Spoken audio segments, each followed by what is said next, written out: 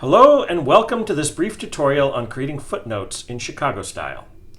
In this tutorial, we will explain what footnotes are and discuss some of the basics of creating Chicago style footnotes. So what are footnotes?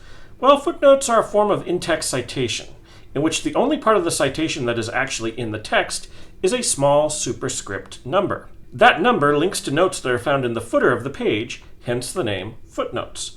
So, on the page in front of us, you can see that the citation number 5 corresponds to the footnote at the bottom of the page, also marked number 5, which contains the actual citation for that source. Now, the footnote resembles in some ways the bibliographic citation.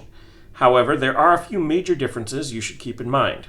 First, regardless of whether we're talking about books or articles, the author's names are always formatted first name, last name, instead of last name first, as is done in the bibliography.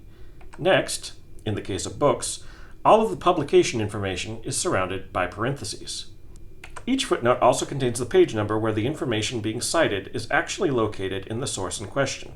Finally, if the source being referenced is electronic in nature, you are required to include either the URL of the source, or if that is not available, you may include the database or repository from which it was accessed, in this case, EBSCOhost. When you are writing a paper, you may end up citing numerous times from the same source.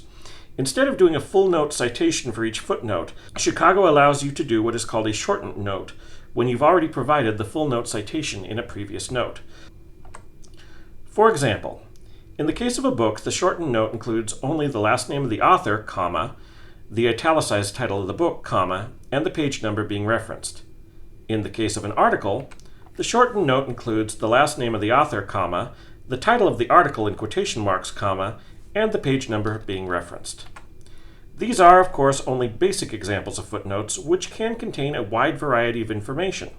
For more examples of footnotes, please check out the online website for the Chicago Manual of Style at https://chicagomanualofstyle.org.